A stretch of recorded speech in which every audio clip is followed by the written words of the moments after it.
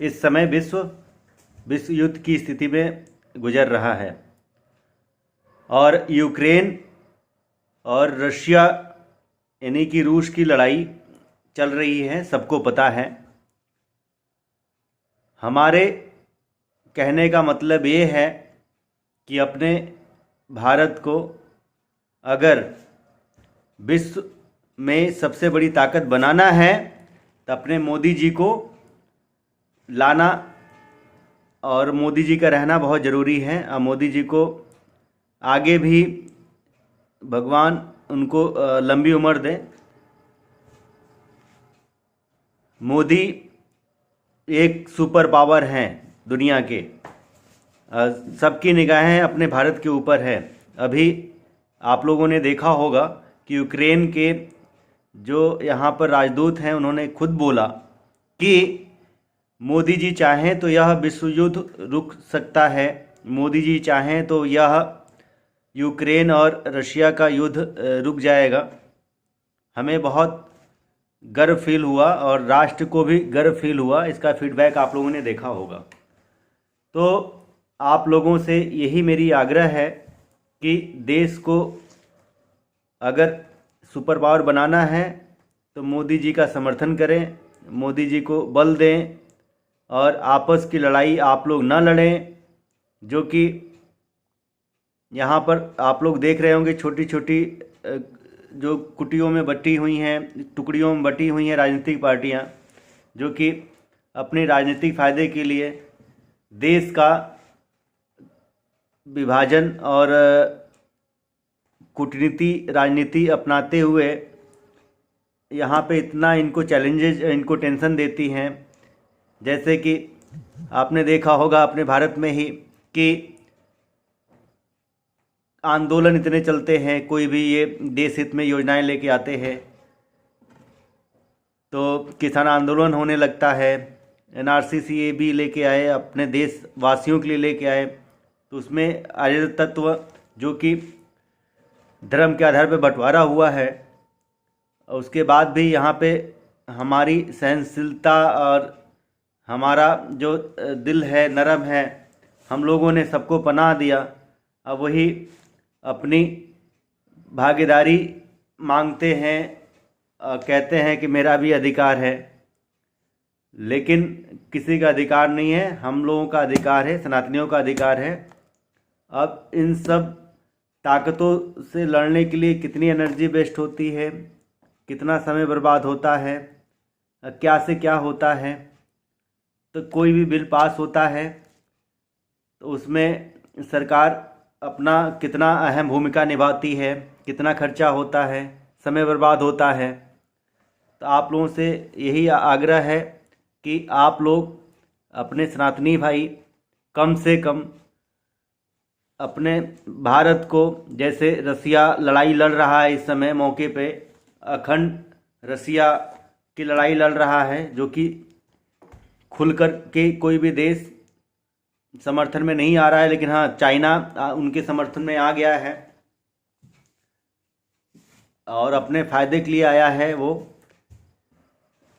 चूँकि जानता है कि हमारा जो प्रधानमंत्री है, अपने यहाँ के जो प्रधानमंत्री हैं मोदी जी, उनका पुतिन से बहुत अच्छा संबंध है, मैत्रिक संबंध है। इसको देखते हुए वह शी जिनपिंग उनका फुल सपोर्ट में आ गए हैं। नाटो देश यूक्रेन का सपोर्ट की बात कर रहे थे और अमेरिका जो कि भाषण बहादुर है, वह केवल भाषणों का ही देखा जाए तो आजकल होता है ना कि बड़ी बड़ी बातें, ज़मीनी स्तर पे कुछ नहीं, तो भाषणों के बदौलत डराया करता है। बाइडेन साहब हैं जो कि भाषण बहादुर हैं और आश्वासन देते हैं कि, बल्कि वह वर्ल्ड के लीडर हैं, इनके मुंह से शोभा नहीं देता है। अभी तालिबान ने जब आक्रमण किया था अफ़गानिस्तान के ऊपर, तो अफ़गानिस्तान में क्या हुआ आप लोगों को सबको पता होगा कि वहाँ की सारी आर्मी को उन्होंने हटा लिया था। इजराइल का भी लड़ाई में भी उन्होंने कोई समर्थन नहीं दिया। जो छोटे छोटे राज्य हैं, नाटो देश है, उम्मीद करते हैं अमेरिका से कि अमेरिका साथ देगा, लेकिन अब समय बदल गया है। आत्मनिर्भर सबको बनना पड़ेगा। अपने देश को सुपर पावर बनाना है तो सबको आत्मनिर्भर बनना पड़ेगा, जो कि मोदी जी कर रहे हैं। बहुत बड़ी स्ट्राइक भी किए हैं कि हम लोग स्वदेशी अपना आइटम यूज करें, चाइना पे हम डिपेंड ना रहें या और देशों पे, रसिया पे भी डिपेंड ना रहें। बल्कि रसिया से असल में कुछ ऐसी चीज़ें हैं जो कि पहले से 2014 से पहले जो नेताओं ने लूटा खाया पिया, लेकिन अब यह चाहते हैं देश की सेनाओं को भी मजबूत करें और रक्षा बजट बढ़ाएं। महंगाई को हम लोगों को नहीं ध्यान में रखना है। महंगाई, अगर देश सुरक्षित रहेगा, राष्ट्र सुरक्षित रहेगा, तभी हम लोग भी सुरक्षित रहेंगे। तो हम लोगों को इसमें सपोर्ट करने की ज़रूरत है। अपने माननीय प्रधानमंत्री मोदी जी की सपोर्ट में पूरे जनता की, ये सबकी लड़ाई है, केवल उनकी लड़ाई नहीं है। अरे आप खुद समझिए वो किसके लिए लड़ रहे हैं? हम लोगों के लिए लड़ रहे हैं ना। किसके लिए लड़ रहे हैं? हम लोगों को ये बात ज़रूर से ज़रूर समझनी चाहिए और इस पर विचार भी करनी चाहिए। तो हम लोगों को देश हित में उनको लाना है और हमको योगी जी को भी लाना है। इसलिए अपना मतदान भी आप लोग देश हित राष्ट्र हित में करें। क्योंकि देखा जाए तो 5वें चरण का मतदान 27 तारीख को है और 6ठे चरण का मतदान 3 तारीख को है, 3 मार्च को। 7वें चरण का मतदान 7 मार्च को है, 10 तारीख को रिजल्ट आना है। और राम जी की सेना है ये, जो कि अपने देश पे आँच नहीं आने देगी। 10 तारीख को रिजल्ट आना है। उसमें आप लोग जो राष्ट्रवादी पार्टियां हैं उनका समर्थन करें। जो लोभ लालच और अपनी सत्ता ऐसे चलाने चाहते हैं उनका समर्थन बिल्कुल भी न करें। यही मेरी आग्रह और प्रार्थना है। हो सकता है कि मैं गलत हूँ, लेकिन आप लोग तो समझदार हैं। मुझे बार बार क्यों इतना बोलना पड़ रहा है? कोई भी देश काम नहीं आएगा। आज यूक्रेन अपनी लड़ाई लड़ रहा है, नाटो देश बोल रहे थे कि हम लड़ाई लड़ेंगे, सब हम लोग एक हैं। अमेरिका भी आश्वासन दिया था, राय बहादुर, भाषण बहादुर, लेकिन वह केवल हवा में हेलीकॉप्टर टहला रहा है, दिखा रहा है, प्रदर्शन कर रहा है कि हम ये कर रहे हैं, वो कर रहे हैं। लेकिन स्वयं को आत्मनिर्भर बनाना पड़ेगा, स्वयं हम लोग मौजूद बने। कोई भी आँख उठा के नहीं देख सकता। और अपना भारत का इतिहास सबको पता होगा कि भारत कितना शक्तिशाली देश रहा है। शक्तिशाली तभी रहा है जब सभी लोग एक रहे हैं। इतना तो सबको पता होना ही चाहिए। तो हम लोगों को सबको एक होना पड़ेगा। नहीं तो अगर हम लोग जाति पाति में बटे रहेंगे तो बाहरी तत्वें हम लोगों का फ़ायदा उठाएगी। आप लोगों को ये भी पता होगा कि यूक्रेन कमज़ोर था, अंत तक अमेरिका का मुंह देखता रहा। हांगकांग ने समृद्धि बहुत कमाई पर रक्षा तंत्र पर काम नहीं किया, उस पर चीन का कब्जा हो गया और चीन ने कब्जा कर लिया। नेपाल कमज़ोर है, चीन ने जबरन उसके गांवों पर कब्जा कर लिया है। नेहरू जी कमज़ोर प्रधानमंत्री थे, तिब्बत दे बैठे चीन को। एक राष्ट्र केवल व्यापार या संस्कृत नहीं होता, राष्ट्र तब बनता है जब तक उसकी सीमाएं सुरक्षित हों। आज के हालात देखकर लगता है, हो सकता है हमें पेट्रोल महंगा भराया हो।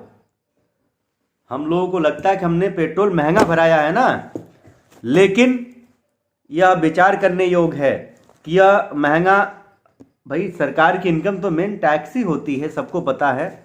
और आप लोग इस पे बताते हैं महंगाई सरकार ने बहुत कर दिया है, हम इनको वोट क्यों दें। अरे पर्सनल स्वार्थ में हम लोग आकर के देश को थोड़ी डूबेंगे। सरकार जो है इस समय अपना घर परिवारवाद जातिवाद को समर्थन नहीं करती है। आपकी सेवा में, हमारी सेवा में सदैव तत्पर रही है और आगे भी प्रयास करती है, बढ़िया से बढ़िया करने की कोशिश करती है। लेकिन हम लोग भी कम से कम उनका समर्थन करें। जीएसटी से लोगों को तकलीफ हुई हो, पर इस सरकार ने एक राष्ट्र के रूप में हमें बहुत सुरक्षित कर दिया है।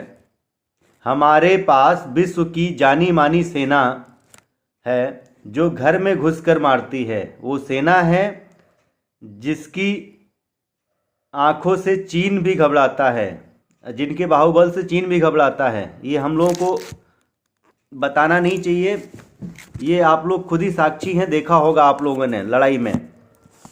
अभी जल्दी में जब एक्साई चीन जब अपने आर्मियों को मारपीट हुई थी और जब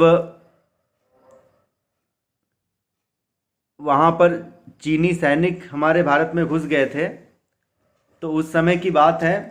तो कितने लड़ाई लड़ी अपनी भारतीय सेना ने और चाइना को पीछे हटना पड़ा था।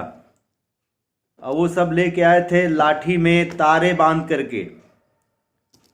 बांध करके और पूरी प्लानिंग थी, मतलब कैसे अटैक किया। अपने सेना ने केवल कहा कि हमारे सीमा में मत घुसिए, पेट्रोलिंग हो रही थी, कहाँ तक मतलब वो सब घुसे, ये सब बताने की ज़रूरत नहीं है। आप लोगों को स्वयं खुद ब खुद पता है कि क्या हुआ और कितनी बार अपनी भारतीय सेना ने उन लोगों को पीछे भगाया।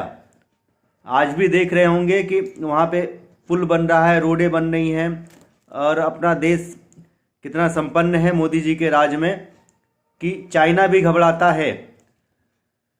और 2-3 बार आपने देखा होगा सर्जिकल स्ट्राइक करी। पाकिस्तान की औकात उन्होंने कैसे दिखाई। आज पाकिस्तान की औकात नहीं है कि जो है अपने भारत की तरफ आंख उठा के देख सकता है।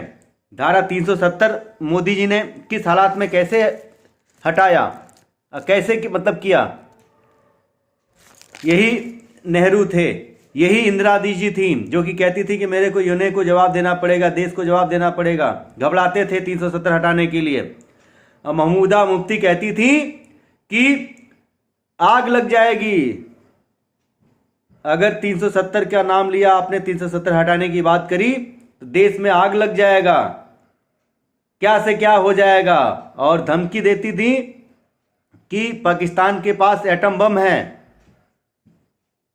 इन सब धमकियों से मोदी जी घबराए नहीं और उन्होंने देश हित में फैसला किया, हम लोग के लिए फैसला किया। आज आप भी वहाँ पे रह सकते हैं, ज़मीन खरीद सकते हैं, सब कुछ कर सकते हैं। कश्मीर हमारा भारत का अभिन्न अंग रहा है और है। फर्जी वो लोग अब मतलब देखा है कि डराया करते थे, लेकिन यह मोदी जी की हिम्मत और ताकत की दाद देनी पड़ेगी कि उन्होंने इतना बड़ा कदम उठाया। और आज कोई भी देश अपने भारत को नज़रों से गलत नज़र से उठा के नहीं देख सकता। देख तो सकता है लेकिन गलत नज़र उठा के नहीं देख सकता है। लेकिन फिर आप लोगों को ये सोचना और समझना पड़ेगा। जीएसटी टैक्स आपको हम लोगों को लगता है कि हम लोग देते हैं तो तकलीफ हम लोगों को हो रही है, लेकिन वो पैसा उठा के सरकार देश हित राष्ट्र हित में ही लगाती है। इस सरकार ने एक राष्ट्र के रूप में हमें बहुत सुरक्षित कर दिया है। आज हमारे पास विश्व की जानी मानी सेना है जो घर में घुसकर मारती है। वो सेना है जो कि सर्जिकल स्ट्राइक करती है, जिसकी आंखों से चीन भी घबराता है। धन समृद्धि तो समय के साथ आ ही जाएगा, पर ये जो राष्ट्र मोदी जी ने सुरक्षित किया है उसका कर्जदार तो हर राष्ट्र प्रेमी रहेगा। जय माँ भारती, जय हिंद, जय भारत।